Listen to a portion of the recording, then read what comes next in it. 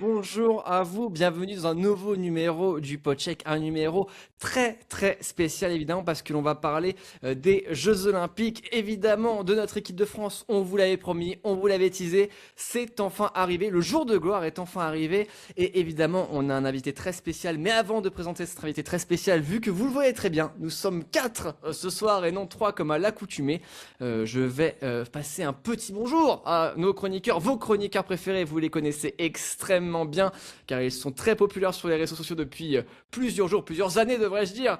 Et on va commencer par un membre de la communication des Saints, des New Orleans Saints, ce cher Elio. Bonjour Elio. Salut Thomas, salut Nino et salut l'invité mystère. L'invité mystère, tout à fait. Bon alors Elio, petite question, on t'a beaucoup vu parler des Saints avec donc sur les réseaux sociaux, avec toutes les manifestations que tu fais avec ton podcast. Est-ce que ça va? T'as le temps de voir du hockey ou pas dernièrement ou pas? Est-ce que, pardon? Est-ce que t'as le temps de voir du hockey ou pas? Sincèrement, oui et non. J'ai beaucoup suivi les résultats des Capitals et un petit peu ce qui s'est passé récemment. Après avoir eu le temps de voir du hockey, non pas vraiment. J'ai mangé beaucoup de foot américain là ces dernières semaines et comme tu l'insinues un peu, oui, j'ai pu rencontrer des joueurs des Saints, évidemment, et notre quarterback et les interviewer, etc. Donc, j'ai eu quand même une semaine assez chargée la semaine dernière et depuis le dernier épisode, bah, mine de rien, ouais, il y a eu pas mal de préparatifs pour ça et puis ça s'est bien conclu, voilà. Et c'est tout à ton honneur, très cher Elio. Hard work pays off, comme on dit. Elio, je vais passer la puck évidemment à notre Suédois préféré, avec les Ducs d'Angers qui se sont qualifiés, qui doivent être aux anges, Nino. Comment tu te sens? Salut Thomas, salut Elio et salut à l'invité mystère. Bah écoute, ça va bien. Les Ducs sont pas qualifiés, ils ont recollé dans la série face à Grenoble. Mais écoute, moi j'ai pas, je sais pas si on peut dire que les Leafs jouent au hockey, vu le niveau qu'ils affichent cette saison. Du coup, je me suis un petit peu plus branché du côté de Chicago, mais non, écoute, c'est très chouette et puis hâte de débriefer aussi de ce qui s'est passé ces dernières semaines. Et oui, parce qu'il y a eu la trade deadline, effectivement, qui est arrivée, et puis les playoffs qui arrivent bientôt en NHL. Vous inquiétez pas, on y arrivera, on en reparlera. Mais avant tout, alors, il n'y a pas de décalage d'heure d'été et d'heure d'hiver avec nous, peut-être même d'un mois, je pense. Mais on va parler des Jeux Olympiques. On a un invité spécial. Alors, messieurs, vous le voyez à l'écran, mais laissez-moi vous le présenter de manière, on va dire, inusitée. D'après ce que nos observations notre invité a travaillé à Midi Libre, à l'Est républicain, à Sud-Ouest et à la Voie du Nord. Il porte le numéro 88, tel Eric Lindros, Patrick Kane, Andrei Vasilevski ou encore William Nylander. Très cher Nino, c'est rien que pour toi. Il est attaquant, il est licencié au club de floorball de l'IFK Paris. Il a un total de 190 matchs joués, 52 buts et 73 assists. C'est le récipiendaire de la bourse de France TV Jean Darcy en 2013 et il est né le 8 novembre, le même jour que František Kaberle qui a marqué le but vainqueur de la Coupe Stanley 2006 avec les Carolina Hurricanes. Enfin, le moins que je cite les Carolina Hurricanes, c'est Jocelyn Debro, le commentateur de France TV. Bonjour Jocelyn. Bonsoir Thomas, bonsoir Elio, bonsoir Nino, bonsoir tout le monde. Je te remercie Thomas, ça me touche que tu n'aies pas donné mon année de naissance. Ça me fait plaisir. Voilà, tu as précisé le 8 novembre sans dire l'année de naissance, donc je te remercie pour ça. Ouais, merci beaucoup de votre invitation. Je suis ravi de pouvoir parler hockey avec vous. Alors Jocelyn, est-ce que tu peux te présenter en trois mots? Alors on t'a entendu dans le poste parce que évidemment tu étais l'un des commentateurs phares de l'équipe de France aux Jeux Olympiques. Ouais, j'ai eu la chance de réaliser un rêve d'enfant à Milan, commenter les Jeux Olympiques pour France Télévisions. Je suis journaliste depuis 13 ans à France Télé, principalement pour les JT de France 3 et surtout ceux de France 2. Et il y a eu une opportunité de postuler à ce poste de commentateur pour les Jeux. Et moi, je suis le hockey, je suis passionné de hockey depuis l'enfance, donc j'ai tenté ma chance, ça a marché, et donc forcément, ça a été un moment vraiment extraordinaire pour moi, et je suis pas prêt d'oublier ces 3 semaines passées en Italie avec du très beau spectacle, évidemment. Eh bien, quelle très belle introduction, Jocelyn. Pour te présenter, c'était la première fois que tu commentais de ta vie des matchs en direct d'après ce qu'on a revu. Est-ce que c'est le cas? Ouais, alors c'est pas exactement vrai dans le sens où j'ai commenté peut-être plusieurs milliers de matchs de NHL 96, 97, 98, 99, 2000, 2001. auxquels je jouais, c'était mes propres matchs. Donc je les commentais pour le kiff, mais ça compte pas vraiment. Donc oui, c'était mes premiers matchs en tant que commentateur, on va dire professionnel. Donc il y avait beaucoup d'enjeux, il y avait beaucoup de stress. Et donc ouais, c'était un gros défi pour moi parce que c'est pas mon métier principal. Enfin, c'était un nouveau domaine pour moi, donc il y avait beaucoup de pression quoi. J'y suis pas allé tranquille en mode ça va le faire quoi. Alors justement, tu as parlé des jeux vidéo NHL. Est-ce que tu marquais aussi des buts de la ligne bleue avec Darius Kasparaitis ou est-ce que tu marquais avec l'indétrônable Jeremy Roenick? Alors moi, je suis quand même plutôt vieux, donc je te répondrai quand même plutôt Jérémy Renick. Après mon équipe, moi, c'était plutôt Colorado Avalanche, époque Sakic, Ozolinsh, Forsberg. Voilà, donc ouais, plutôt Colorado et puis Pittsburgh, époque Jagger, on va dire. Alors, je profite également pour dire que l'entrevue, elle nous concerne, nous trois, messieurs Dupolchak, Nino et Elio, parce que évidemment, je vais quand même vous laisser parler. Est-ce que j'ai envie qu'une des premières questions, ça vienne de vous, les gars. Si jamais vous avez envie d'allumer votre micro, faites-vous plaisir. Je pense que l'invité est à vous.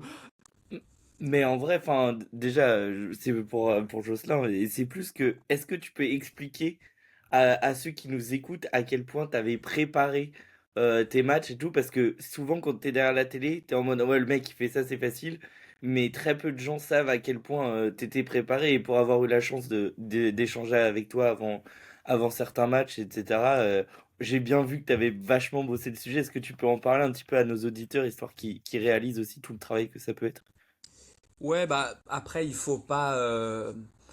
Enfin, je veux dire, c'est le lot de tous les commentateurs. Je pense que ce que tu dis est très juste et c'est valable pour tous les sports. En fait, quand tu es devant ta télé, que tu regardes les jeux, la Coupe du Monde ou n'importe quelle compétition, tu as toujours l'impression que c'est facile. Tu vas même, voilà, presque naturellement juger en fait le niveau d'une commentatrice, d'un commentateur en disant ah putain, ça c'est pas juste et tout. Alors que toi-même, évidemment, tu connais pas un dixième de ce que de ce que connaissent les personnes qui commentent. Mais en fait, c'est un taf qui est classique et que j'ai découvert parce que c'est pas vraiment mon métier. Et donc, bah, en gros, un match classique, on va dire, c'était 3 heures de préparation à peu près pour être vraiment très à l'aise. Faut expliquer qu'en gros, pour moi, il y avait vraiment un double enjeu, parce que je parle un peu de stress, il y avait un double enjeu parce que il fallait à la fois persuader les spécialistes du hockey, mais aussi la Fédé, les gens qui connaissent le hockey, que j'étais pas un tocard, que je sortais pas de n'importe où et que je connaissais quand même le sport, parce qu'évidemment, quand les mecs, les personnes qui sont à la fédération se sont dit, ah, c'est deux bros qui commentent, ils avaient aucune, évidemment, idée de qui j'étais. Donc tu peux partir du principe que, ah tiens, France Télé a mis un mec qui connaît rien. Donc moi, j'avais vraiment justement envie de prouver que c'était ma passion, que je suivais le hockey depuis petit et que j'avais la légitimité pour être là. Et puis après, tu avais aussi la pression du service des sports de France Télé parce que c'est un service. Donc moi, c'est pas mon service, hein, vous l'avez compris, je suis au pôle news en fait, hein, à l'info. Et donc, bah, voilà, donc il y a des gens comme Mathieu Lartaud, Alex Boyon, Cécile Gray. Il y a beaucoup de gens connus entre guillemets. Et toi, t'arrives, on sait pas trop qui t'es, tu commentes un sport, t'as jamais commenté. Enfin, les gens qui m'ont fait confiance, c'était un pari quand même, hein, de se dire on lance ce gars un peu comme ça, sans expérience. Donc voilà, c'est pour ces deux raisons principales qu'il y avait du stress, parce que en plus je savais que si jamais ça se passait bien, peut-être après j'avais une chance de partir sur 2030, 2034, etc. si France Télé gardait les droits. Mais donc en gros, bah, en fait, classiquement, mais là je parle à des gens qui sont spécialistes, mais euh, j'ai appelé des gens, Charles Trognon, d'autres personnes qui commentent du hockey, mais pas que, pour me donner des conseils, évidemment. Et bah, tu as des fiches, évidemment, avec tes lignes, tu as les infos factuelles sur les joueuses, les joueurs, club, nombre de buts, passes, euh, nombre de sélections. Après, tu as le palmarès de chaque nation, nombre de titres olympiques, nombre de titres championnat du monde, nombre de confrontations directes entre les deux pays qui se rencontrent. Et puis après, en fait, la réalisation, évidemment, elle s'arrête sur des joueurs ou sur des joueuses, parfois qui ont fait une belle action, et parfois parce il y a un temps mort dans la partie. Et donc, bah, cette personne qui est à l'image pendant 5, 10, 20, 30, 40 secondes, tu sais pas qui c'est à l'avance. Et donc, pendant ce temps-là, bah, il faut avoir des choses à dire. Donc moi j'avais, on va dire, au minimum 1 à 2 anecdotes sur allez, les 3 premières lignes de chaque équipe pour pouvoir meubler. Et évidemment quand c'était des joueurs ou des joueuses très connues, j'en avais beaucoup plus. Mais voilà, j'étais en capacité de meubler 40, 45, 50 secondes sur chaque joueur ou chaque joueuse. Et puis ce qu'il faut dire aussi, c'est que très honnêtement, hein, le hockey masculin, trouver des infos, c'est pas difficile. Il y a beaucoup de médias qui parlent du hockey masculin, il y a des magazines, il y a des sites. Le hockey féminin, en France, par exemple, en français, à part les médias québécois, il n'y a pas grand monde qui en parle et c'est bien dommage et c'est pour ça que c'est cool que ça se développe. Et donc pareil, moi je suis allé un peu chercher l'expertise des gens qui s'y connaissaient évidemment beaucoup mieux que moi. Nicolas Jacquet par exemple et d'autres personnes qui m'ont filé un coup de main. Parce qu'en fait, ben, si tu veux chercher typiquement l'un de mes premiers matchs, il y a eu le Japon, il y a eu la Suède, il y a eu l'Allemagne. Pour trouver des infos sur les 15 joueuses japonaises qui composent les 3 premières lignes, bah, faut se lever tôt. Et donc, en fait, ce que je finissais par faire, c'était prendre rendez-vous avec les commentateurs nationaux, c'est-à-dire les commentateurs japonais, les commentateurs suédois, les commentateurs finlandais.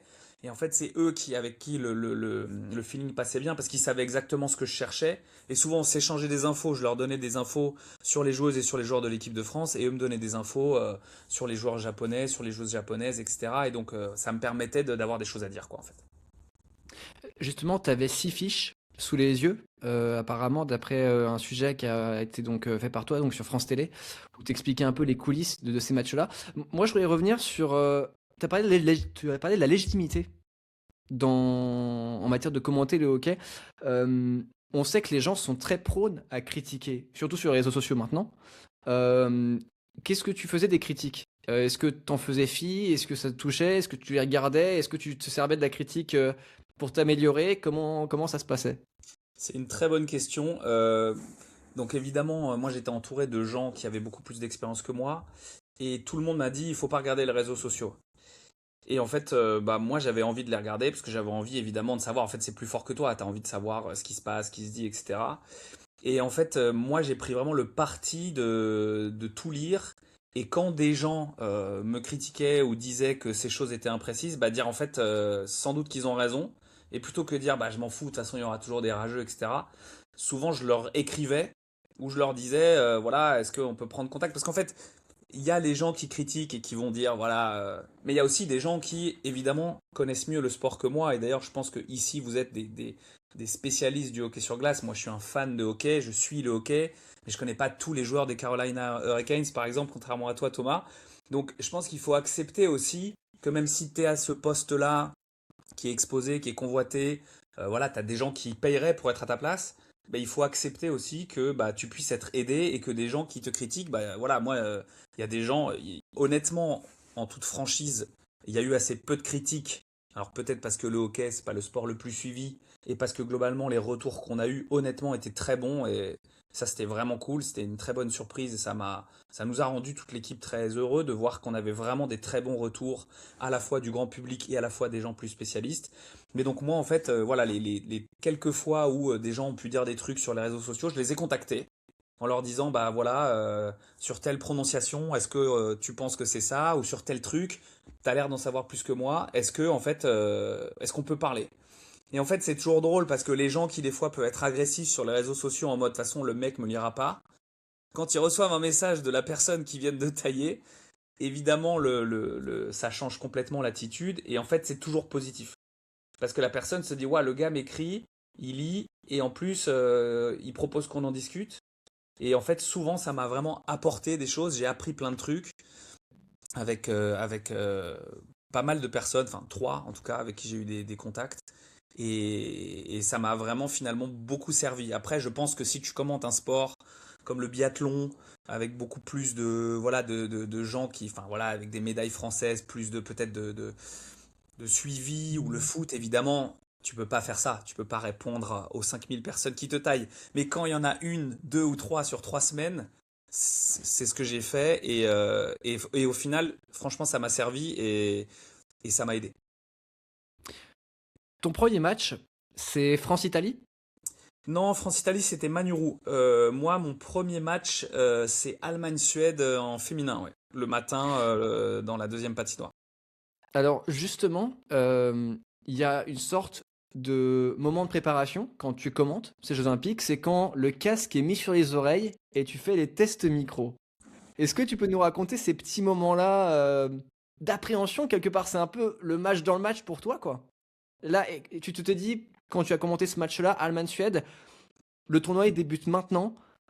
Je suis aux Jeux Olympiques. Comment tu t'es senti à ce moment-là? Euh, Bah, en fait, je vous l'ai dit, vous l'avez compris, j'étais très stressé pour les raisons que je vous ai déjà dit. Et donc, quand je refais un peu le fil des 3 semaines, je me rends compte que j'ai pas beaucoup kiffé. Les gens qui me connaissent, qui savent combien pour moi c'était un rêve auquel j'avais jamais imaginé rêver, vraiment, euh, ils m'ont dit putain, t'as kiffé, ça devait être trop bien, etc. En fait, j'ai eu du mal à kiffer. J'ai eu du mal à kiffer parce que parfois on commentait 2 jusqu'à 3 matchs par jour et tu sortais d'un match et tu disais ok bah là en fait je suis pas sûr de quelle gardienne va débuter, est-ce que je connais bien les noms des meufs de la troisième ligne. Est-ce que le power play c'est ça, donc en fait t'es toujours en train de chercher d'autres infos, j'avais toujours envie d'en savoir plus, donc j'ai réussi à kiffer vraiment que à partir des demi-finales, quand je connaissais vraiment très bien les équipes, quand j'avais eu déjà beaucoup de très bons retours. Mais le premier match, j'arrive un peu à kiffer parce que je suis avec Christine Duchamp, Laurent Meunier, qui sont devenus voilà, des gens que on s'apprécie, on se connaît bien maintenant et qui m'ont fait réaliser en me disant voilà, t'es là, tu vas kiffer. Mais sinon, en fait, j'étais trop stressé. J'arrivais pas à prendre de recul. J'avais juste envie que ça se passe bien, que les gens se disent ok, le gars connaît des trucs sur le hockey, que les personnes qui connaissent rien se disent ah bah putain, ce gars, il a réussi à m'intéresser en me donnant une anecdote, en m'expliquant un truc dont j'avais aucune idée.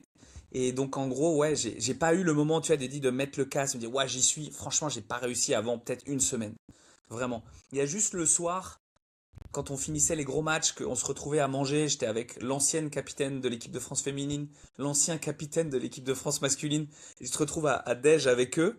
Et en fait, ils ont des anecdotes folles et ils connaissent le hockey tellement bien. Et là, je me disais, putain, j'ai vraiment la chance d'être avec ces gens-là et de pouvoir discuter et apprendre de ces gens-là qui sont des personnages importants du hockey français. Donc c'est là que j'arrivais, quand même, que je réalisais, en tout cas au début, là où j'étais.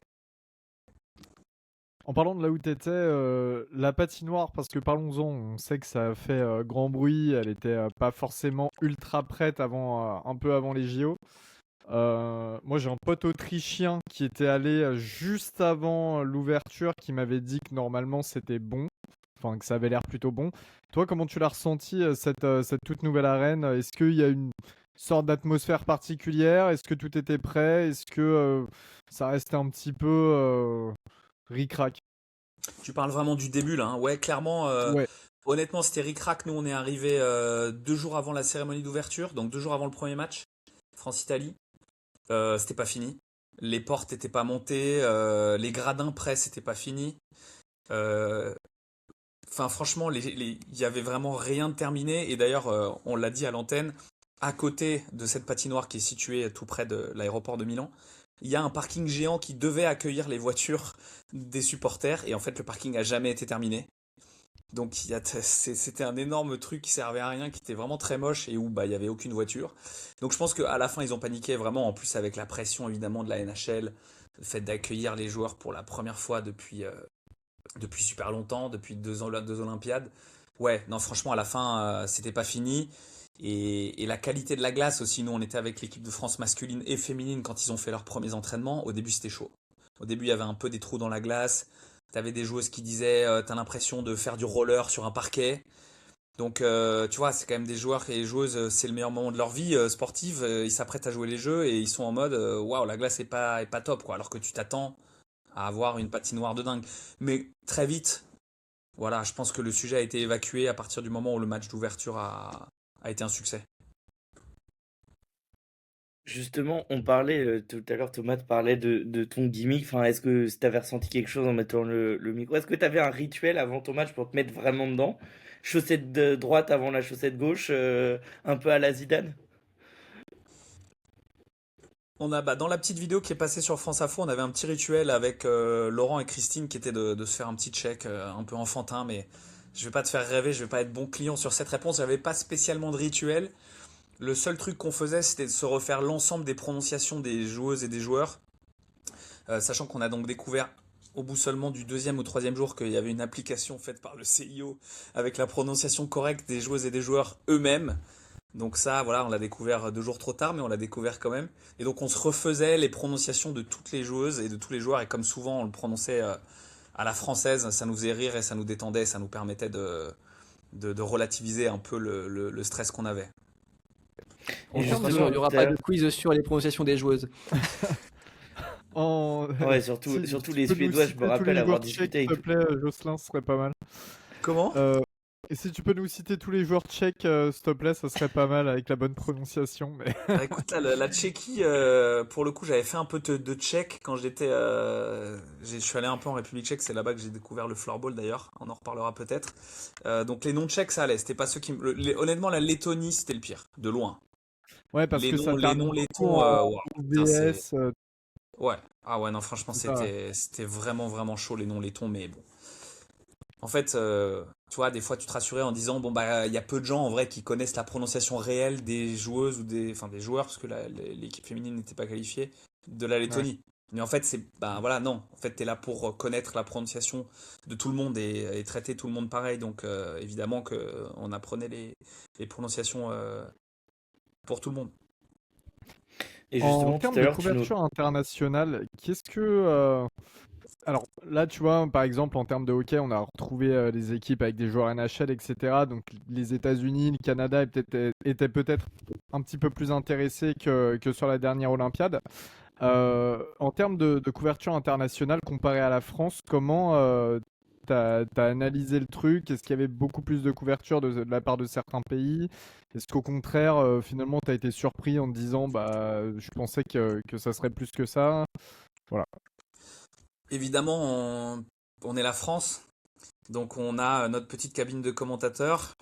Et bah, voilà, on l'avait montré un peu dans certaines vidéos, les plateaux des grandes nations de hockey, c'était un délire. C'est-à-dire qu'ils avaient le même poste de commentateur que nous, mais aux intertières, ils allaient débriefer sur un plateau qui fait la taille de mon appart, et avec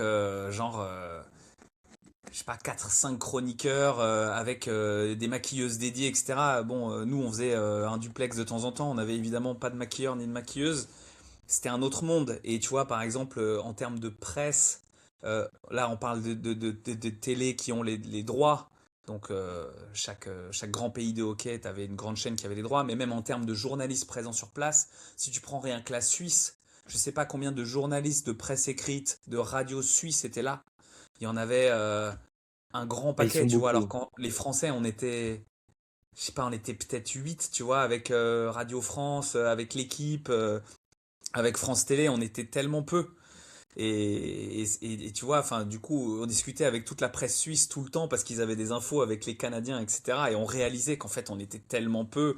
Et en même temps, vous savez mieux que moi à quel point, voilà, finalement, ça représente l'état de médiatisation du hockey en France. Donc, ouais, ouais, bien sûr, mais les plateaux des autres nations, c'était un délire. Genre, le plateau américain, je crois, ils étaient mieux placés que les spectateurs, quoi. Ils étaient genre, t'avais l'impression qu'ils étaient sur la glace, c'était dingue. Et d'ailleurs, ils regardaient le match tellement ils étaient bien placés depuis leur loge plateau, quoi. Et en fait, quand le tiers se terminait, la chaise, il avait juste à se retourner pour être face caméra, tellement le mec était le mieux placé quasiment de la patinoire, quoi. Donc, ouais, c'était marrant. Et puis, il y avait quand même Gretzky parfois qui allait sur les plateaux et tout. Donc, c'était l'occasion. Il y avait Lundqvist aussi pour la Suède. Donc, de temps en temps, on y allait. C'était l'occasion de se faire un peu plaisir, tu vois, de se dire. Bon, moi, j'avais Laurent Meunier et Christine Duchamp, attention, hein.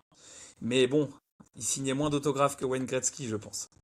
La DTN est évidemment l'ancien capitaine de l'équipe de France. Ancienne DTN. Alors, Christine Duchamp, c'est vraiment une pionnière du hockey féminin. Elle a fait beaucoup pour le développement du hockey féminin et je crois que ça l'a beaucoup touché d'être là. Elle est ancienne capitaine, ancienne joueuse, ancienne capitaine de l'équipe de France, ancienne coach de l'équipe de France féminine et ancienne directrice technique nationale de la Et Fédé. le Donc, pôle, c'est elle. Le pôle féminin, c'est elle. je pense qu'elle y a évidemment beaucoup contribué. Après, est-ce que c'est son projet uniquement? Je pense pas, mais oui, oui, bien sûr, elle a été très impliquée là-dedans. Ouais. Nino, est-ce que tu as une question? Ouais, justement, enfin, on a beaucoup parlé du fait que c'était ta première Olympiade, ça a été aussi le cas pour les joueuses de l'équipe de France, notamment féminine. Comment toi tu les as senties? Parce que on le sait, il y a quand même eu des joueuses très très jeunes, notamment Clémence Boudin, qui a beaucoup fait parler d'elle aussi.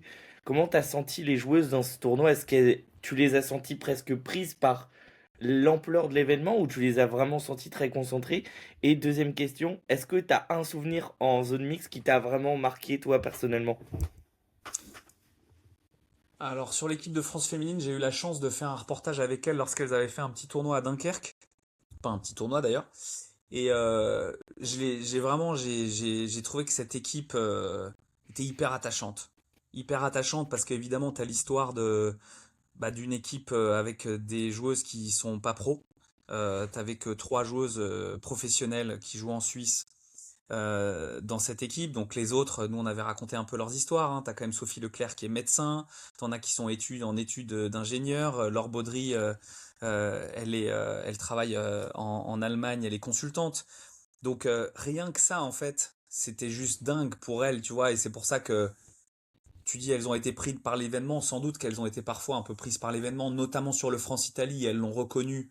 Voilà, Laure Baudry, quand elle joue en Allemagne, je suis allé la voir chez elle en Bavière. Bon, bah, il n'y a pas, même les Suissesses, Estelle Duvin, quand elle joue avec Berne, il n'y a pas un public toujours très fourni en dehors des playoffs. Là, bon, bah, tu joues dans une salle, dans une patinoire où tu as 12 000 spectateurs, en plus l'Italie à domicile. Donc, c'était évident qu'elles allaient prendre un peu la pression à un moment. En même temps, l'Italie l'a eu aussi. Mais moi, je suis vraiment très admiratif et je crois qu'on n'a pas assez souligné la performance qu'elles ont fait. C'était quand même la nation la moins bien classée. Elles ont créé vraiment l'exploit en se qualifiant. Et elles ont deux matchs quand même que j'ai eu la chance de commenter contre le Japon et contre l'Allemagne où elles sont prêtes, où elles rivalisent et elles perdent vraiment à la fin. Le Japon, elles perdent dans le dernier tiers et l'Allemagne, elles perdent en prolongation.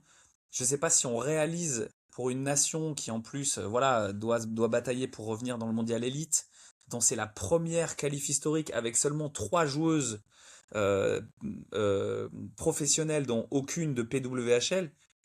Franchement, réussir à rivaliser comme ça, elles sont allées chercher ce point donc du match nul avant de perdre en prolongation face à l'Allemagne. Moi, vraiment, je leur tire mon coup de chapeau parce que je leur tire mon chapeau parce que cette expression, je leur tire mon coup de chapeau n'existe pas. Mais elles m'ont vraiment bluffé parce elles y sont allées vraiment avec leur cœur. C'est une équipe, elles le disent, voilà, elles sont moins bonnes, sans doute techniquement, mais le staff, Greg Tarley, son équipe et elles, ouais, la façon dont elles ont préparé le truc pour se mettre toutes les chances de leur côté, je pense qu'on réalise pas, vu leur classement et ce qu'elles ont sorti, la performance que ça a pu être. On est forcément déçu parce que voilà, on aurait voulu une victoire et s'enflammer, etc. Mais ce qu'elles ont fait, c'est déjà énorme. Vraiment, moi, je suis admiratif. Et la deuxième question, bah écoute, il y en a mille des souvenirs, mais évidemment que le meilleur, si tu parles de la zone mixte, alors moi, je suis fan de Pierre-Édouard Bellemare, donc la première fois que je l'ai interviewé, je vais souvent à Port-Rentruy voir des matchs du HC Ajoie parce que ma sœur habite à côté de Port-Rentruy et son mari est supporter du HC Ajoie. Donc on va et moi je me retrouve dans la tribune à crier et à jeter des bières sur les autres quand ça marque. Et c'est vrai que c'est un peu dur pour Ajoie en ce moment. Mais ouais, interviewer Pierre-Édouard Bellemare la première fois, en plus avec tout ce qu'il représente pour le hockey français, avec sa carrière, et en plus, vous le savez, parce que vous avez écouté des centaines d'interviews de lui, euh, il parle tellement bien, t'as envie de faire un podcast avec lui, t'as envie de t'arrêter une heure et dire ok, vas-y Pierre-Édouard, on y va. Raconte-moi des trucs, quoi. Tu vois, c'est un peu le père Castor du hockey français. Il a tellement apporté, c'est tellement une légende de notre sport que j'étais très heureux. Après, voilà, on va pas se mentir, à partir du moment où j'ai interviewé Sidney Crosby, ça a été un moment, voilà, c'est évidemment de loin le meilleur souvenir. Si je dois développer 20 secondes, en gros, c'est ça qui est fou avec lui. Je savais que c'était un gentleman, que c'était un mec hyper intelligent, etc., très classe. C'était avant sa blessure, c'était après le match contre la France. Il n'est pas obligé de répondre aux télés qui sont pas canadiennes. Il n'y a pas d'obligation. C'est-à-dire qu'en gros, il doit faire les télés qui sont détentrices de droits, diffuseuses. Et les autres, bah, en fait, il fait un peu ce qu'il veut. Et toutes les télés et tous les médias qui étaient là, je ne sais pas combien il y en avait, avaient évidemment une question pour Sidney Crosby. Évidemment. Mais c'était, voilà, il y avait une télé, je sais plus, d'un pays d'Amérique du Sud qui était là, ou une radio d'Amérique du Sud. Et il a même répondu à cette radio. Et donc moi, France Télé, tu vois, il m'a juste, la dame, l'attachée de presse m'a dit, il veut pas répondre en français, parce que je pense que pour lui, ça peut être un bad buzz, tu vois, de montrer en tant que Canadien, avec évidemment tout l'enjeu que ça a au Canada de parler français, notamment pour les gens qui représentent le Canada. Je savais qu'il voulait pas qu'on lui pose une question en français, mais à partir du moment où il savait que c'était en anglais, il a accepté, alors que rien ne l'obligeait à accepter. Et honnêtement, il est sorti de cette zone mixte, franchement, 20-30 minutes après tout le monde, parce qu'il a répondu à toutes les questions. Alors après, c'était limité à une question par média, mais quel autre star de sa dimension, si tu compares avec d'autres sports, fait ça? Est-ce que Cristiano Ronaldo fait ça? Est-ce que Victor Wembanyama fait ça? Je sais pas. Enfin voilà, moi ça m'a vraiment bluffé. Tu sens qu'en gros le gars, bah, c'est son taf. Et toi, tu le vois en vrai. Voilà, en plus, moi c'est vraiment un de mes joueurs préférés. Et pareil, tu te dis, le gars, si il dit, bah désolé, j'ai pas le temps, bah il se passe rien en fait. Tout le monde dit, ouais, c'est normal, attends, il a autre chose à faire. Bah non, il va quand même répondre à tout le monde. Donc ouais, meilleur souvenir de zone mixte, évidemment. C'est Alors, marrant, tu tu parlais confirmes. justement de l'équipe de France. Ouais. Juste avant, c'est vrai que par rapport à Sidney Crosby, tu confirmes quand même une sorte de mythe à propos du joueur. Ouais. Une sorte de mythe à propos du joueur qui est décrit en privé comme étant ultra sympathique, ultra disponible, prenant énormément de temps pour les fans, aussi les journalistes, etc. C'est vrai qu'aux États-Unis, il a toujours bonne presse, mais c'est bon aussi de l'entendre euh, en vrai par quelqu'un qui l'a vraiment vécu. Ouais. Voilà. Bon après, on a passé une minute ensemble, hein, donc je Ouais, peux pas oui, non bien plus sûr. t'en dire trop, mais sa démarche était vraiment celle d'un gars, voilà, qui fait pas ça par obligation. Alors, du coup, Jocelyn, Sidney Crosby ou Ovechkin? Là, c'est Thomas qui me cherche, hein, t'inquiète. Hein, Ouais, je vois. Bah écoute, ouais, je dirais quand même Crosby, mais c'est vrai que j'adore Ovechkin. Je suis un fan du numéro 8 et j'ai vraiment trop kiffé Ovechkin, mais je vais quand même dire Crosby. Et tu sais, Jocelyn, qu'en ayant vu Gretzky de tes yeux, tu n'as même pas vu le meilleur joueur de l'histoire du hockey. C'est fou, ça. Hein. Mais bon, je n'en dirai Vas-y, pas je plus. t'écoute. Bah, tu viens de prononcer son nom, juste avant. Ouais, c'est vrai, non, mais en vrai, c'est vrai qu'on aurait aimé.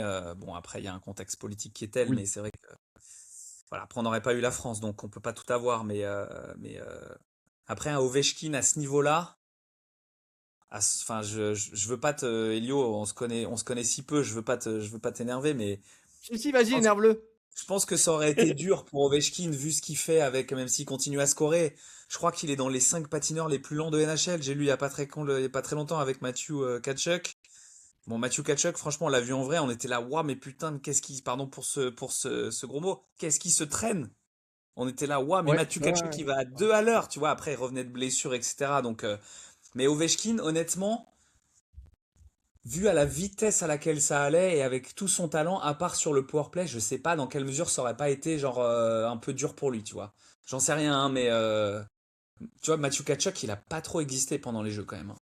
J'ai trouvé. Après, ouais, t'es dans un principe d'avoir une équipe qui joue pour toi, ce qui se passe chez les Capitals, hein, de toute manière. Et comme on dit, Marc de son bureau, à chaque fois maintenant, ils disent ça, bah tu m'étonnes, en même temps, c'est le seul périmètre sur lequel il évolue sur la glace, tu vois. C'est ça. Mais ouais, plutôt d'accord avec toi, en effet. Tu as parlé de l'équipe de France, Jocelyn. Ça faisait depuis 24 ans qu'on n'y avait pas été. Et Elio, justement, il a une question là-dessus. Non, je vais pas te mettre dans le pétrin et te demander pourquoi ils sont aussi nuls, mais je rigole. D'ailleurs, j'aime bien quand maintenant, à chaque fois qu'on va parler des JO et de l'équipe de France aux JO, je mettrai mon maillot Tom Wilson comme c'est le cas actuellement, parce que tu as pu voir en direct une belle bagarre qui est normalement interdite pendant des Olympiades et qui en plus de ça découlait sur une sorte de pseudo-scandale. Non, globalement, comment tu l'as vécu, toi, le tournoi de l'équipe de France? Je pense qu'on s'attendait tous à ce que ce soit pas fou, mais est-ce que tu l'as vu vraiment comme une débâcle? Est-ce qu'il y a quand même des moments où tu as un peu kiffé, notamment peut-être le match face à la République tchèque? Je sais pas. Waouh, beaucoup de choses à dire. Je pense qu'il faut pas être trop difficile avec cette équipe de France parce que pareil, ça reste un exploit de se qualifier, tu vois. Voilà, c'est pas qu'on est déjà content d'être là, mais je veux dire, chaque point glané, chaque bonne performance est du bonus. Moi, le truc, il y a plusieurs choses. Je pense que quand t'entends Pierre-Édouard Bellemare ou d'autres cadres, Sacha Treille, à longueur d'interview, ils te disent que l'ADN des Bleus, c'est d'être des chiffonniers, en fait.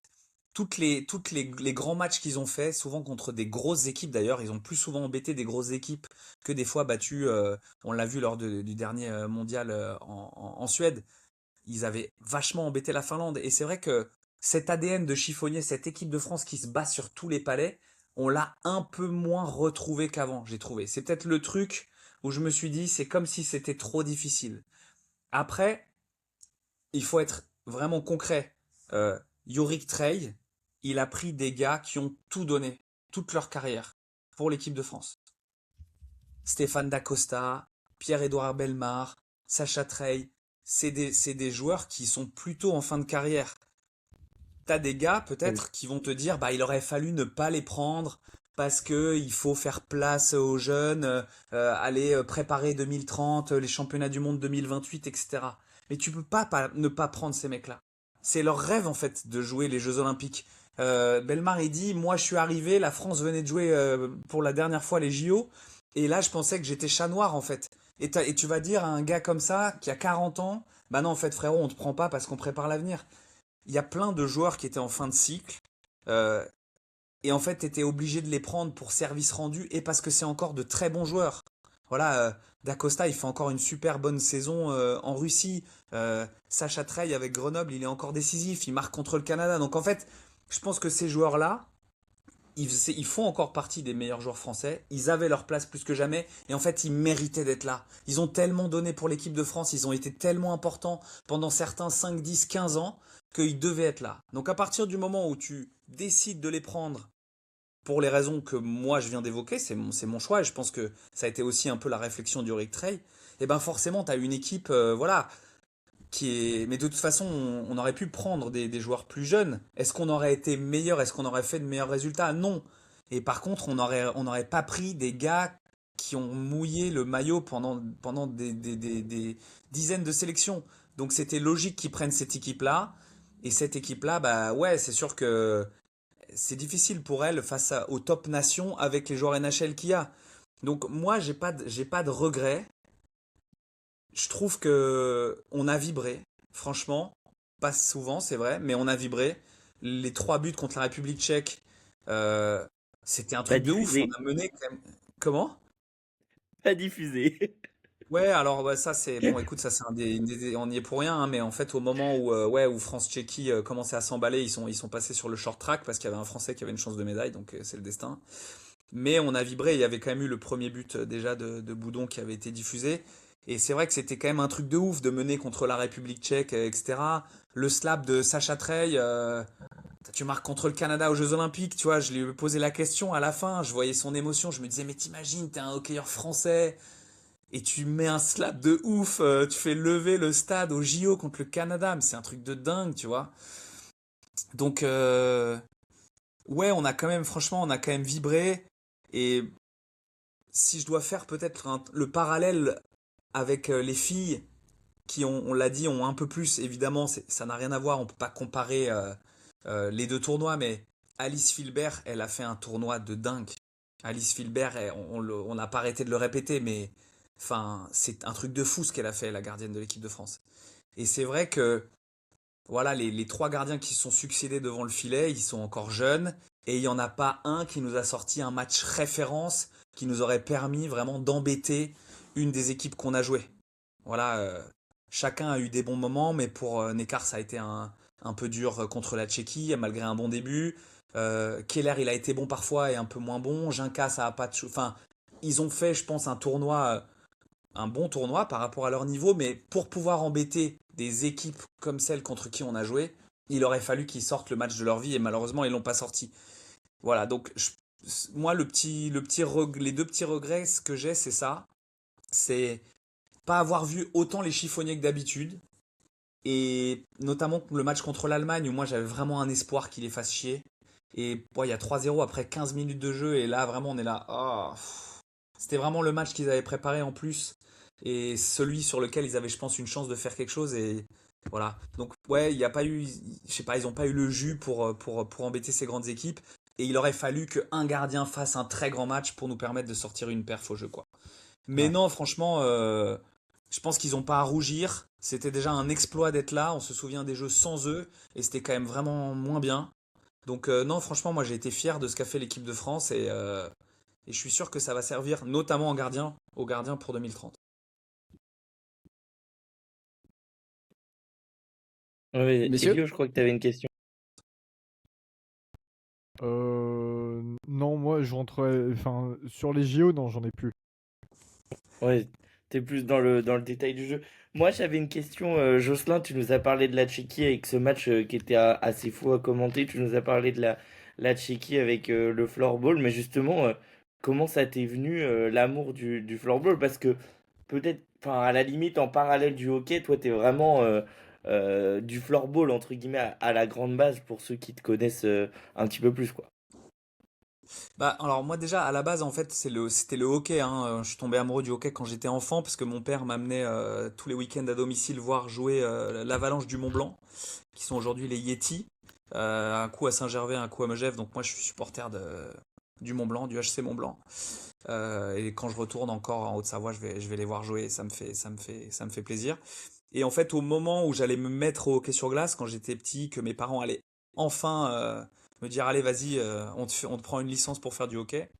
J'ai déménagé pour raison familiale, mes parents ont divorcé et je suis arrivé dans une région où il n'y avait pas de hockey sur glace, qui était le Jura.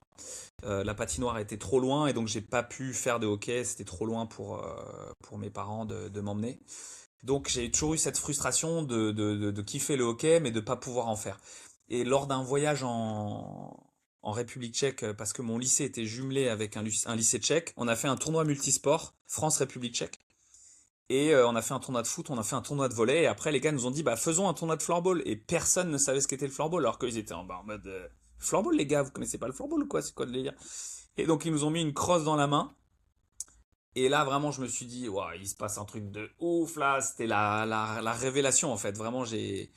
Alors évidemment c'est pas les sensations du hockey sur glace que j'ai pratiqué un tout petit peu depuis, mais c'est quand même un peu les mêmes tactiques, il y a quand même un peu les mêmes sensations, enfin il y avait un kiff qui m'a plu tout de suite. Et donc après, moi, j'ai fait mes études à Lyon. Et à Lyon, j'ai participé à la création du club. À l'époque, il y avait 5-6 clubs en France. Aujourd'hui, il y en a entre 40 et 50. Et donc, ouais, après, je me suis mis à jouer au floorball. J'ai commencé tard, hein. J'ai commencé, j'avais 20 ans. Donc ça fait 20 ans que je joue au floorball. Ça y est, vous avez mon âge. Et du coup, j'ai eu la chance de jouer en équipe de France masculine. On est 3000 licenciés, hein, donc évidemment qu'être en équipe de France, c'est pas le même enjeu que dans d'autres sports, mais quand même, c'était une fierté de jouer avec les Bleus. Et après, je suis devenu coach de l'équipe de France féminine. Et donc, cette équipe de France féminine-là était la première à se qualifier pour des championnats du monde de floorball. Donc, voilà, le floorball, pour rappeler, hein, ceux qui connaissent pas forcément, c'est du hockey en salle hein, qui est assez populaire en Suède. Nino ne me contredira pas, où ça s'appelle Innebande. Et voilà, pardon pour l'accent. Donc voilà, après, moi je suis toujours à la fédé de floorball et c'est vrai que c'est mon sport, c'est celui que je pratique toujours, que j'aime, qui m'a donné beaucoup d'émotions. Mais j'ai fait du floorball parce que j'ai pas pu faire de hockey sur glace. Mais voilà, ça a comblé ce vide, ce manque, cette frustration immense d'enfant de me dire putain, j'ai envie de faire un sport, je rêve de faire un sport et tu peux pas le faire. Et ça a été dur, donc je suis content que le floorball m'ait permis de vivre ces émotions-là. Ça me permet de rebondir, justement, tu as été impliqué en floorball, en équipe de France, etc. Tu as, une attache profonde avec la France et tu nous as parlé de l'équipe de France en hockey. Euh, Toi, en tant que journaliste et en commentateur, comment tu as fait pour vraiment tenter, en tout cas, d'être impartial au maximum? C'était quoi? Tu avais des techniques, tu avais quelque chose Je pense que ceux qui ont écouté un peu les matchs, on peut pas forcément dire que j'ai été impartial, parce que en fait, t'es jamais impartial, et puis en fait, l'ADN de France Télé dans ce genre d'événement, c'est vraiment de supporter la France, en fait. Tu vois, il y a un petit côté chauvin qui est assumé, on hurle quand il y a des médailles, etc. Alors malheureusement, ok, il n'y a pas eu de médaille française, évidemment. Mais ouais, il y a un côté, tu supportes les Bleus, t'es un peu chauvin. Après, voilà, t'es un observateur, t'essayes d'être le plus objectif possible. Et quand à un moment t'es en supériorité numérique et que tu te retrouves avec trois Tchèques, voilà, tu sais bien qu'il y a un truc qui s'est mal passé, donc tu dis, il y a eu un changement à contretemps, tu dis la vérité, tu vas pas dire, oh là là, ouais, c'est pas de chance, machin. Donc, évidemment, tu es objectif, tu sais quand l'équipe de France joue bien, tu sais quand ça s'est un peu moins bien passé. Et puis, tu as Laurent Meunier à côté pour l'équipe de France masculine. Laurent Meunier, il connaît très bien le staff, il connaît très bien les joueurs, donc il sait placer le curseur, il m'aidait à placer le curseur entre, bah évidemment, on supporte les Bleus, on est à 1000% derrière eux, mais par contre, on n'est pas non plus complètement des communicants de l'équipe de France en mode. Donc voilà, je pense qu'il fallait trouver le juste milieu entre être supporter, mais savoir aussi prendre un peu de recul et analyser à notre place les performances de l'équipe de France.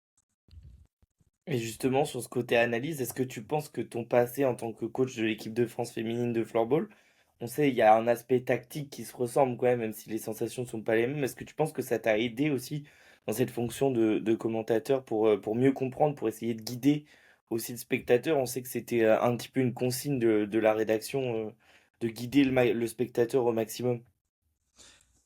Non, honnêtement, en vrai, à très haut niveau, notamment au hockey sur glace et à haut niveau au floorball, il y a quand même beaucoup de grosses différences. C'est sûr que quand tu regardes, oui, ça se joue à 5, il y a des powerplay, il y a des pénalités, c'est un peu les mêmes types, etc.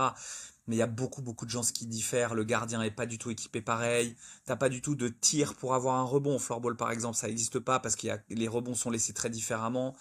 Euh, Enfin, les statistiques de powerplay, de shoot, etc. Enfin, tout est très différent. Donc, en vrai, ça m'a pas aidé tant que ça. C'est juste que quand tu as dirigé toi-même une sélection, bon, bah, tu sais un peu qu'il y a des questions d'ego, etc. Mais tu peux évidemment pas comparer des égos de joueuses ou de joueurs de floorball et de professionnels du hockey. Donc, non, ça m'a pas servi plus que ça. Par contre, oui, c'est clair que il fallait vulgariser.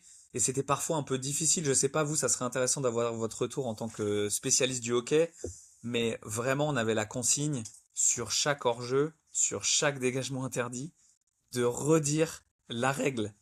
Et je me disais des fois, pour les gens qui connaissent la règle depuis 15 ans, entendre le gars répéter une millième fois, alors le hors-jeu, bah en fait, il faut que le palais soit le premier à passer la ligne bleue et tout. Je me disais, mais dans quelle mesure les gens doivent se dire, mais est-ce qu'il va la fermer? Ce gars, on n'en peut plus d'entendre cette répétition une millième fois. Donc voilà, j'attends votre retour sur ça, les gars. J'espère que ça vous a pas trop saoulé, mais oui, voilà, maintenant c'est comme certains joueurs, hein, des fois, qui doivent respecter les consignes du coach. Nous, on a respecté les consignes de la rédac qui nous disait attention, il faut être grand public. Après, je pense que on était pas mécontent du rappel de cette règle parce que bon, ça fait toujours du bien de la savoir. Mais mais par contre, je pense que en tant que amateur de ce sport et passionné de ce sport, je pense qu'on est déjà content que ça soit déjà gratuitement à la télévision française. Donc, Ouais, ça ça c'est serait Ouais, il sûr. y vraiment, je avait un peu de pense, ça quand même. ouais, Ouais, je nous, pense. on était pas tant dans le détail des règles, etc. Parce que des fois, il y avait quelques... Alors, c'était pas tout le cas, mais il y avait quelques confusions de règles, etc. Et du coup, mais au final, on était tellement content d'avoir accès à du hockey gratuitement, ce qui est quand même pas le cas en France. Enfin, Sport en France diffuse quelques matchs de Ligue Magnus, mais pour connaître très bien la Ligue Magnus, on est quand même très loin d'avoir un France-Canada en Ligue Magnus. Et du coup, c'était quand même très chouette d'avoir du hockey à ce niveau-là à la télé et commenté de manière professionnelle et qualitative, que ce soit pour des gens qui suivent pas beaucoup. Moi, je sais que mes grands-parents, ils connaissent parce que je leur en parle, mais ils connaissent pas et ils ont aimé suivre. Et quand tu t'y connais un peu, c'était chouette aussi à suivre. Donc franchement, je trouve que l'équilibre, il était plutôt bien trouvé sur cette édition. Et puis c'est con, hein, mais ouais, en fait, vu que c'est un grand événement, vu que c'est diffusé sur des chaînes nationales, etc. Moi, tu vois, par exemple, pour le France-République tchèque, j'étais au bar, littéralement après le boulot. J'étais au bar avec des amis et en fait, tout le monde dans le bar regardait le match par curiosité. En plus, il y a eu un peu d'action, il y a eu un peu de suspense. Et mine de rien, du coup, les gens ont commencé à peu près comprendre les règles et s'intéresser à ce qui se passait. Chose qui d'habitude, enfin, va trouver du hockey dans un bar à Paris, ça n'existe pas, à part si tu leur demandes vraiment de mettre la chaîne. Souvent, c'est Beansport. Euh, Et si tu as de la chance, c'est le samedi à 19h, voilà. Mais en dehors de ça, c'est vrai que ça a été une belle exposition. C'était une belle occasion pour être exposé. Et puis du coup, moi, mes amis qui habituellement s'y intéressent pas m'ont posé des questions parce qu'ils savent que je suis entre guillemets dans leur entourage de référents hockey. Mais ça a permis à ce genre de choses. Et donc ouais, peut-être pourquoi pas aider dans un futur, ou en tout cas, remettre un petit peu d'intérêt sur ce sport. Surtout qu'il faut dire que les 2 dernières fois, c'était en Asie. Et donc les horaires étaient vraiment pas top pour la visibilité, quoi. Là, c'était quand même la première fois qu'on avait des matchs à 15, à 17, à 21 heures pour l'Europe. Donc en termes de visibilité, je pense que le hockey avait plus connu ça depuis Sochi, quoi. Ouais. Alors, Justement, est-ce que justement, toi, ouais, vas-y, non, justement vas-y, une Nino, dernière vas-y. question. Vas-y. Moi, j'avais juste une question. Est-ce que tu as beaucoup lu les réseaux et j'imagine qu'il y a quand même beaucoup de personnes qui t'ont parlé de ces jeux. On sait que pour la France, il y a quand même deux grosses échéances qui vont arriver. 2028, le mondial élite en France, 2030, les Jeux Olympiques à la maison. Est-ce que tu penses que vraiment le retour de ces Bleus au JO, le fait que les Françaises, elles ont quand même performé avec leurs moyens, les Bleus, ils ont pas été, la marche était trop grande, mais ils ont quand même montré quelques belles choses contre le Canada, contre la République tchèque. Est-ce que tu penses que ça peut vraiment lancer la machine pour les échéances à venir? Bah, je vous entends en parler parfois, les gens qui tiennent des petits podcasts et qui parlent de l'actu hockey. Enfin, le podcheck, je pense que vous avez déjà parlé évidemment de Heated Rivalry. Miracle on Ice aussi, le docu Netflix dont on a parlé aussi un peu à l'antenne. Texier, évidemment, même si voilà, en ce moment il est blessé, ça participe quand même d'un dynamisme du hockey en France. Alors c'est une petite dynamique, on va pas se mentir, mais voilà, moi par exemple, Stade 2, là, ils m'ont parlé en me disant, ah, est-ce qu'on ferait pas un sujet sur le retour peut-être de Pierre Crinon à Angers lundi, il reprend après la suspension, etc. Est-ce que tiens, Yorick Trey est devenu coach en République tchèque, ça veut dire qu'il va cumuler France et donc cette équipe, etc. C'est évident que cette exposition, même si les résultats, il n'y a pas eu de victoire, ça reste une exposition.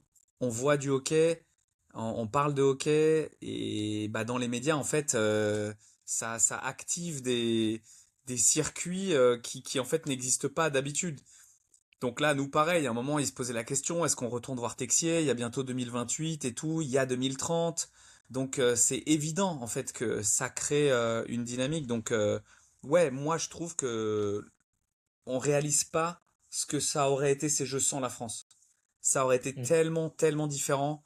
Il faut bien, vous l'avez vu, réaliser que nous, on était principalement sur France.tv, c'est-à-dire sur Internet, et que les fois où on était sur France 2 et France 3, c'était soit la France, hommes et femmes évidemment, soit des très gros matchs. C'est arrivé peut-être 3, 4 fois, dont la finale. Donc si jamais il n'y avait pas eu les Bleus, peut-être qu'il y aurait eu que 3 matchs diffusés, les deux demi et la finale. Bon bah, je pense qu'en termes de suivi, ça aurait été totalement différent. Le France-Allemagne féminin, je pense qu'il a fait, je dis peut-être une bêtise, mais 2 millions, 2 millions et demi de téléspectateurs. À quel moment il y a 2 millions et demi de personnes en France qui regardent du hockey sur glace? Je pense que c'est rarissime mais c'est peut-être pas arrivé depuis Sochi. Donc ouais, c'est clair que ça a créé une dynamique. Évidemment que la dynamique aurait été plus dingue si on avait battu la République tchèque, par exemple.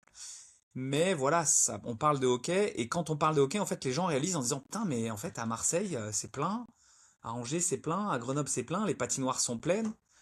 Voilà, la Ligue Magnus, elle est ce qu'elle est, mais en termes de taux de remplissage et de ferveur, et je pense que bah, Heated Rivalry ou Miracle on Ice, surtout Heated Rivalry, a amené un public un peu différent dans les patinoires. Moi, j'étais Merci surpris là en Jocelyn. allant Dis-le à voir des Nino, s'il matchs te à plaît. Cergy, en allant voir des matchs à Cergy, à Ajoie ou encore à Angers. C'est vachement mixte, c'est vachement familial, il y a vachement de femmes et tout. Et j'ai l'impression que c'est de plus en plus mixte. Et ça, je trouve que ça, pareil, c'est un signe quand même de dynamisme, allez, on va dire au minimum. Mm. Et C'est du coup, intéressant Jocelyn, est-ce parce qu'on va te voir à qu'effectivement, Angers lundi? Non, parce que j'ai des potes à Angers, mais j'y vais. Puis de toute façon, il n'y a plus de place là, hein. Non, non, mais Mais j'ai t'aurais des. pu venir, t'aurais pu demander une accrède, hein. Ouais, après, tu sais, moi maintenant je suis au JT, donc le JT, ils vont pas faire de sujet sur le match d'Angers-Grenoble de lundi, donc Bah non, mais c'est on parce va que du coup, il y a continuer. le retour de Pierre, quoi. Ouais, mais Mais c'est pas moi, c'est peut-être, ça aurait pu être Stade 2 qui aurait pu faire un sujet. D'ailleurs, je sais pas s'ils vont faire un sujet. Mais en fait, ils voulaient peut-être traiter ça sous l'angle, voilà, le hockey et le débat qui commence à arriver en mode les fans de hockey qui aiment la baston et les fans de hockey qui aiment pas la baston. C'est vrai que c'est un gros débat, moi je trouve.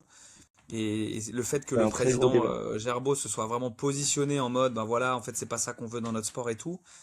Et en même temps, quand tu regardes de la NHL, ça fait tellement partie du spectacle. Je trouve que c'est marrant, il y a un peu deux visions du hockey qui s'affrontent. Et c'est vrai que moi, j'ai amené mes enfants, par exemple, à Angers. C'était à Angers-Bordeaux. Et Mhm. ça avait un peu bastonné sévère de mémoire. Et j'avais été un peu gêné, tu vois. J'étais un peu en mode, ah, est-ce que j'ai vraiment envie de voir des mecs qui se mettent des pains devant mon fils de Mhm. 5 6 ans? Voilà, donc c'est un débat un peu éternel. Mais donc non, je ne serai pas malheureusement lundi à Angers. Mais je vais Ouais, suivre bah, ce match, évidemment. T'étais à un autre mais endroit, d'ailleurs, t'étais pour rebondir, juste avant Elio, je te coupe 2 secondes, juste pour rebondir sur le fait qu'il y a une vraie dynamique. Je sais que Canal Plus était là hier, justement, avec Paul Boudéan, parce que Paul Boudéan, joueur hein, de l'équipe de France de rugby, joueur de La Rochelle, Exact. a joué au hockey à Angers quand il était plus jeune. Et il est toujours très fan et il était là hier et du coup ils l'ont suivi dans un cadre hors du rugby. Et du coup ils étaient là hier, c'est aussi une nouvelle exposition pour le hockey. Voilà, je te rends le palais, Elio. Il a remis le titre de MVP, je crois d'ailleurs. Exactement, à Mattia Pintaric, gardien de Grenoble.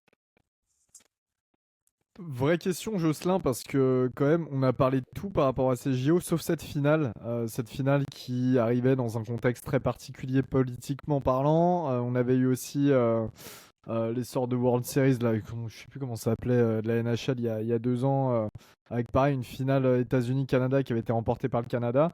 Le Four Euh, Nations Face-Off. Le Four Nations Face-Off. oui, le Four Nation Face-Off, oh là là, ce truc inventé de sortie nulle part, mais qui avait plutôt bien fonctionné quand même. Euh, Au moment de la finale, est-ce que tu as senti, alors on est à Milan, en Italie, on est loin quand même de l'Amérique du Nord, est-ce que tu as senti une atmosphère particulière? Il y avait quand même une sorte de tension, énormément d'attentes. C'était une période où littéralement politiquement ça se tirait dessus. Oh, c'est toujours le cas, mais bon, voilà, c'était quand même assez sévère. Et d'ailleurs, ce qui s'en est suivi l'a prouvé. Est-ce que toi, d'un point de vue, bah, dans ton rôle en fait, tu as senti quelque chose? Bah, il y avait quand même l'enjeu de potentiellement la venue du président américain pour cette finale, qui nous, on a commencé à annoncer à partir du dernier match de poule contre la Lettonie, je crois, ou le Danemark, je sais plus. Et en gros, on commençait à se dire il va y avoir Trump à la finale. Donc t'imagines un peu l'enjeu que ça représente. Ils avaient prévu d'envoyer une équipe de plus de tournage si jamais Trump était venu à la finale. Donc ça aurait été voilà. Je pense qu'il avait quand même en tête qu'il allait attaquer l'Iran 24 heures plus tard. Donc je pense que ses conseillers lui ont dit Donald, là, ce serait quand même bien de rester un peu à la Maison Blanche. On a autre chose à faire. Mais ça a vraiment mis de l'enjeu dans le sens où il les a reçus à la Maison Blanche, hein, les joueurs de Team USA, Ouais. et ça a mis un peu une dimension politique. On avait parlé un peu du Groenland pendant le match États-Unis-Danemark. Bah, les Canadiens, après moi je sais que vous avez vécu certains d'entre vous au Canada, moi je connais pas le Canada autant que vous, mais j'ai senti les Canadiens quand même qui avaient une dalle. Ils avaient vraiment envie de gagner cette finale comme rarement on a parfois l'image un peu du Canadien toujours enfin je sais pas, à tort hein, peut-être, mais sympa ou fair play, etc. En tout cas les Québécois. Là, waouh, c'était vraiment en mode ouais cette finale il va falloir la gagner, on va absolument pas perdre contre les Américains. Et d'ailleurs les gars de Radio Canada ils étaient vraiment en mode faut pas perdre. Donc ouais franchement c'était un match très spécial et puis surtout c'était le match que tout le monde attendait. C'était le match que tout le monde attendait avec toutes les méga stars.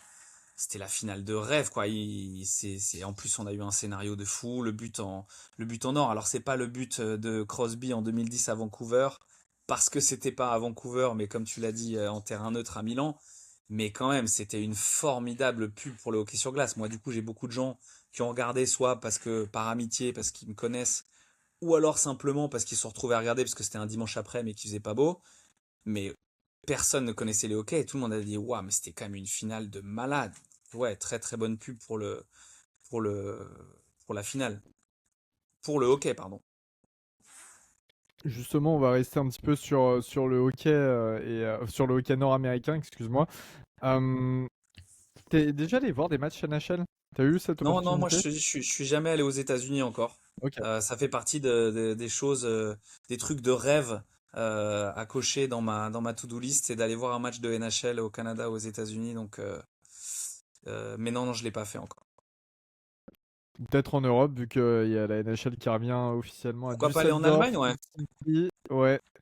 Helsinki. Ouais. Düsseldorf, Helsinki, il y a une autre ville ou pas cette année, les gars? Non, je crois que c'est Moi, j'avais Düsseldorf noté et qu'il y avait Helsinki. Helsinki. Ouais, c'est ça, ouais. Düsseldorf, Et plus Helsinki. Bon, bah voilà. d'habitude, ils vont à Tampere, d'ailleurs, quand ils sont en Finlande. Mm. Mais Ils ouais, adorent les mais gros marchés, la NHL, ils comprennent comment fonctionnent les marchés européens. Mais oui. mais- Qu'est-ce que vous avez pensé, ouais, vous, de cette finale, parce que comme je suis un peu sur le grill là, moi ça m'intéresserait d'avoir votre avis.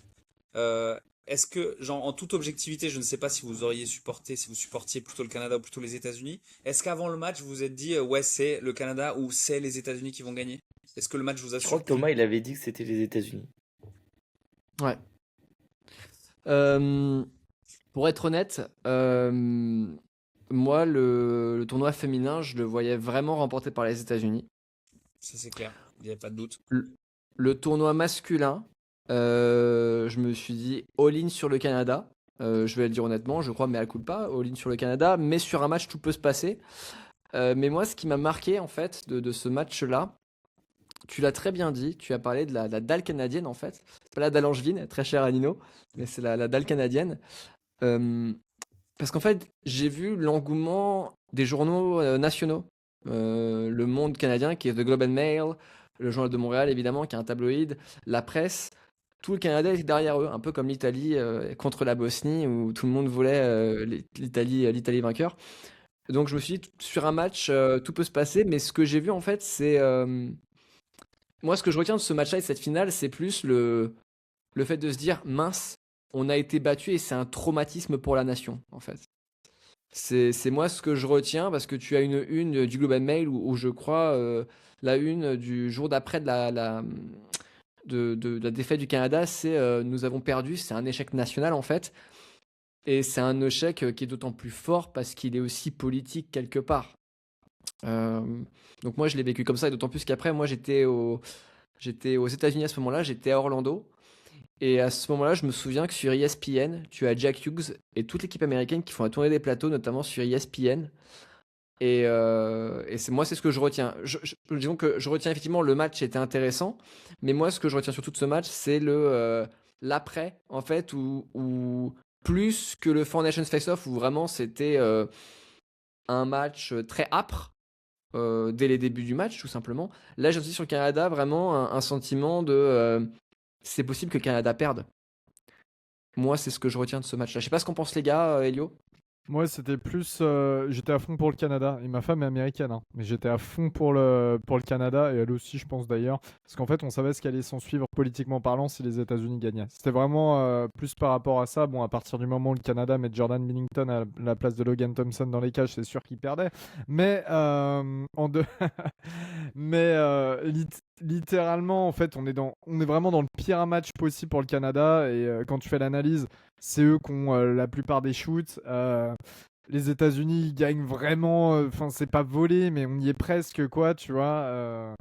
Et en fait, bah, tout tourne dans ce qu'on voulait pas, c'est-à-dire que derrière, tu as les joueurs qui célèbrent avec le directeur du FBI dans le vestiaire, qui a rien à faire là, en pleine période d'un gros scandale qui dure. T'as l'appel avec le président qui tourne mal parce qu'il parle mal des féminines. T'as ensuite tout ce qui s'ensuit à la Maison Blanche, etc. T'as la vidéo IA de Donald en train de défoncer des joueurs canadiens sur la glace. Enfin, voilà. Et en fait, tout ce qu'on voulait pas, les grands méchants, parce que les États-Unis en fait ont terminé à passer pour les grands méchants.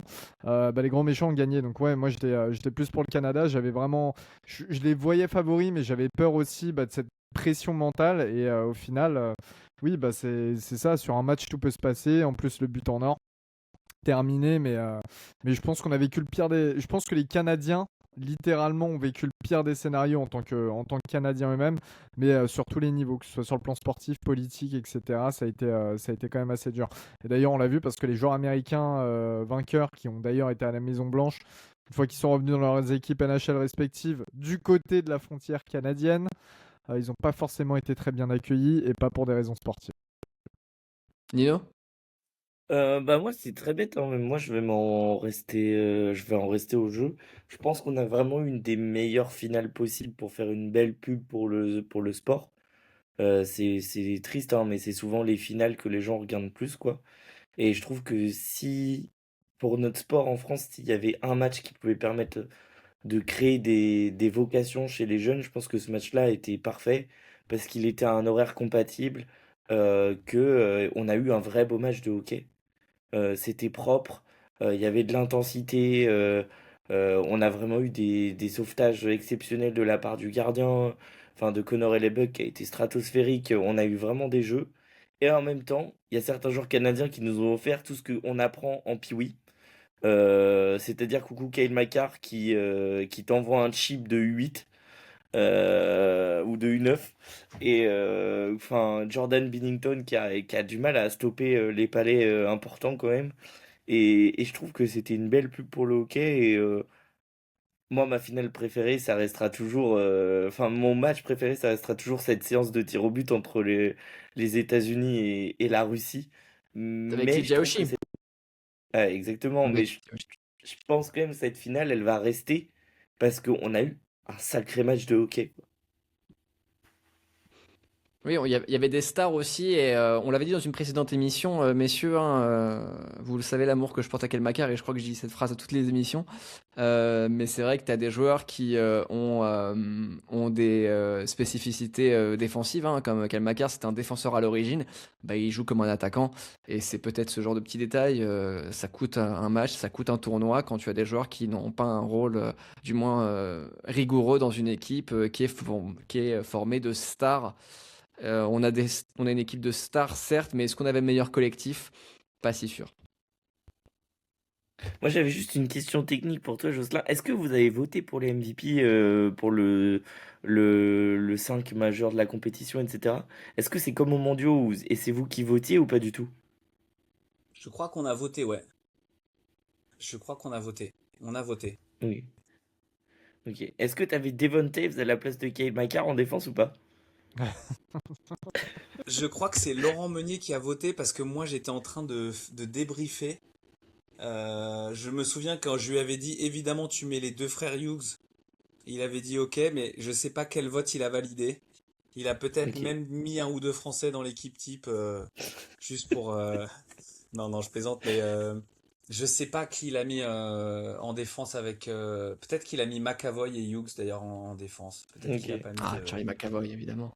Voilà, mais ouais. Enfin, honnêtement, moi, la défense américaine, ça m'a complètement scotché quoi. Enfin, franchement, McAvoy, Hughes, enfin, je vois pas ce qui pouvait leur arriver. C'était hallucinant, quoi. C'était tellement dingo. Et les Américains, parce que, enfin, en Italie, j'ai eu l'impression que les Américains faisaient tout pour gagner. Au niveau com, au niveau histoire, au niveau, c'est notre médaille d'or. Depuis le premier jour où ils ont posé le pied à Milan, j'ai l'impression que le storytelling, il était écrit et qu'ils étaient en mission, quoi. Il y a eu un premier truc. Le village olympique. C'est hyper symbolique, mais les Américains ont dit, ok, on est des millionnaires, mais on dort comme tout le monde au village olympique sur des lits de merde.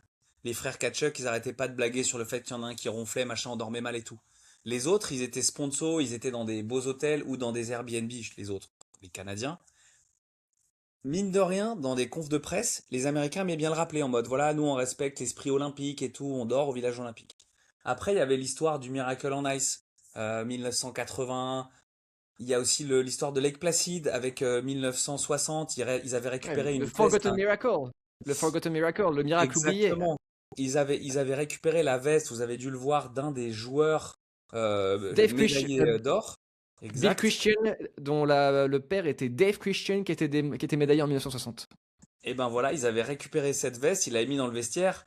Et puis après, il y a évidemment l'histoire de Johnny Gaudreau, tu vois. Là, c'était vraiment genre. C'était genre. Il y avait le maillot dans le vestiaire, et puis ils arrêtaient pas de dire qu'ils allaient gagner pour lui. Et le truc le plus ouf, c'est que dans les conférences de presse, ils parlaient de lui au présent. Ils disaient il est avec nous, etc. Et je sais pas, j'ai l'impression que en fait, c'est comme s'ils avaient réuni tous les éléments en dehors de la glace pour gagner. Et vraiment, comme tu l'as dit, Thomas, le Canada, t'avais beau avoir les meilleurs mecs du monde, ça jouait pas en équipe. Il a changé ses lignes tout le temps. Les mecs se marchaient dessus. McDavid, McKinnon, ils faisaient un peu toujours les mêmes appels et tout. Il y avait que Celebrini, j'ai trouvé où vraiment il a fait un tournoi de dingo. Les autres, t'as l'impression que, alors que putain, les lignes américaines, elles étaient claires, chacun savait exactement ce qu'il avait à faire.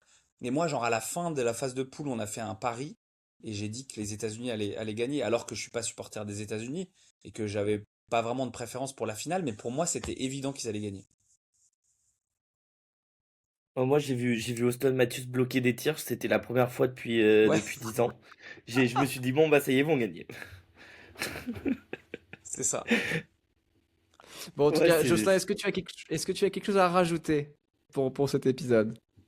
Non, bah juste dire que, enfin, vous féliciter parce que je pense comme les commentateurs qui commentent bénévolement la Ligue Magnus, comme Hockey Boomer, Charles Trognon, en fait, vous tous qui êtes bénévoles et qui êtes passionnés de hockey, en fait, vous faites vivre le hockey en France. Parce que bah, les médias font pas leur taf, pas suffisamment en tout cas, et dans l'équipe, vous en avez parlé dans l'épisode avec Adrien Grange, voilà, il y a quelques articles, mais dans le papier, il n'y en a pas grand-chose. Nous, France Télé, on parle pas beaucoup de hockey, et c'est vrai qu'en fait, les gens n'ont pas forcément accès aux infos hockey. Donc vous, ce que vous faites, même si ça a l'air d'être voilà, une émission entre potes, et ça reste très cool, et je veux dire, c'est à votre échelle, c'est un podcast, mais je trouve qu'en fait, ça fait vivre un esprit, les gens le regardent, ça fait parler.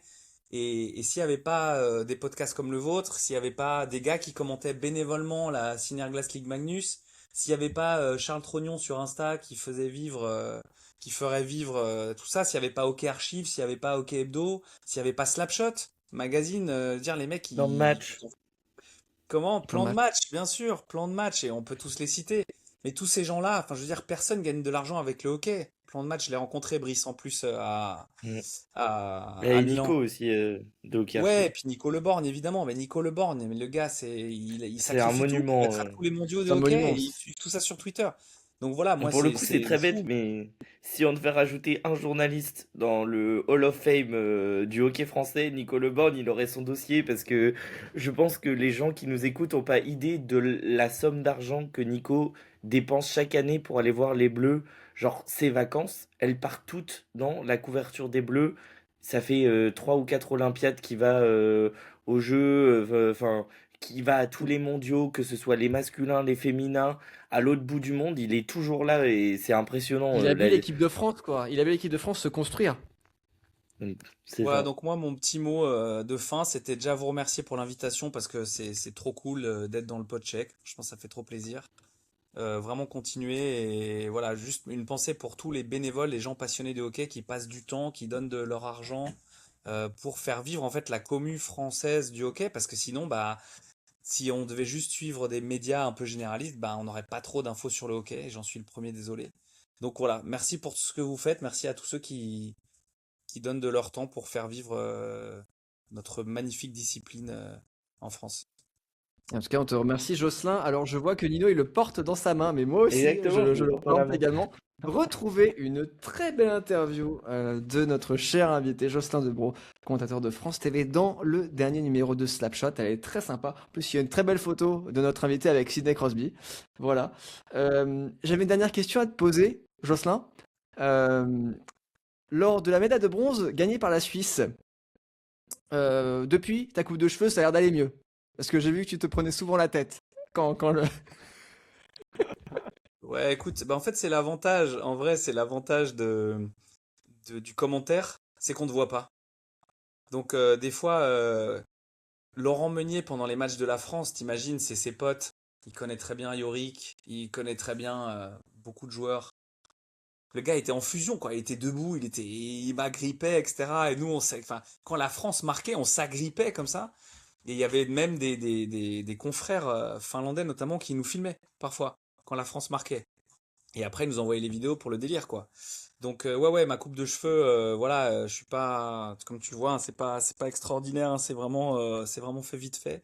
Et c'est vrai que le fait qu'on soit pas vu et filmer pendant les commentaires, ça m'a sauvé parce que vraiment, on n'était pas, on avait des réactions et on n'était pas toujours très présentable. Mais la coupe de cheveux va mieux, évidemment, maintenant que le tournoi est fini. Bon, bah, en tout cas, encore merci de ta venue, Jocelyn, dans le podcheck. Alors, on peut associer une voix à une image, et maintenant une image à une voix. Merci encore, Jocelyn, dans le podcheck, Jocelyn Debro, qui était le commentateur de l'équipe de France, donc pour ces Jeux Olympiques. Est-ce que tu as des prochaines échéances? Tu parles par rapport au hockey sur glace, j'imagine. Exactement. Est-ce que j'ai des prochaines échéances? Bah, je vais aller voir un maximum de matchs de hockey que je peux. J'avais prévu d'aller voir Ajoie pendant le play-out, mais bah, c'est déjà fini. Ils ont déjà perdu. Après, il faut attendre de voir s'il y a un autre play-out. Moi, j'aurais bien aimé voir encore Bellemare jouer avant sa retraite, puisqu'on sait pas. Enfin, tout indique quand même qu'il va arrêter à la fin de la saison. Même si en interview, il avait dit que c'était pas sûr à 100% si Ajoie refaisait une prolongation, etc. Bon, je n'y crois pas trop, mais j'aimerais bien voir Bellemare jouer une dernière fois. Mais là, on n'est pas encore sûr qu'il y ait un barrage contre la Chaux-de-Fonds, si la Chaux-de-Fonds remporte la deuxième division. Ouais, bah, Angers, je vais pas réussir à y aller. Je vais essayer d'aller voir un maximum de matchs de hockey, supporter l'équipe de France féminine et masculine aux mondiaux, parce que ça serait vraiment. On parle du dynamisme, on parle de la santé du hockey, mais enfin voilà, faut remonter. Il faut absolument que les deux équipes remontent et se chargent enfin, se servent de cette dynamique olympique pour remonter. Donc je vais suivre les Bleus, évidemment, et je vais essayer de continuer à suivre le hockey à fond et aller voir mes chefs pour qu'ils me confient en 2030 les jeux à la maison. Rien n'est fait, tout sera encore très difficile parce qu'il y a beaucoup de concurrence et que c'est des postes très exposés.